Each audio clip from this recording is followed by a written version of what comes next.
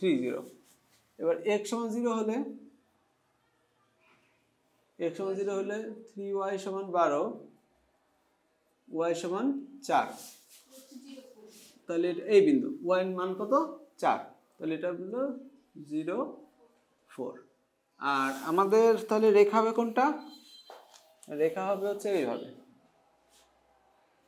এখন এই রেখা তো x অক্ষ y অক্ষকে দুইটা বিন্দুতে ছেদ করছে তাই না, আর এটা মূল বিন্দু 0 0 তো আছেই, এই তিনটা বিন্দু দিয়ে যায় এরকম বৃত্তের সমীকরণ বের করতে হবে।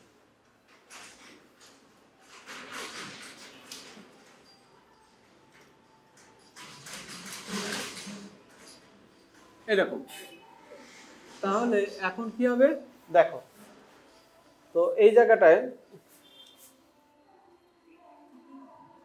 ওকে তাহলে তিনটা বিন্দু আছে, তাহলে এই যে এরকম বৃত্তের সমীকরণ ধরে এই বিন্দু এই বিন্দু এই বিন্দু এরকম বসায় দিব, সমাধান করব।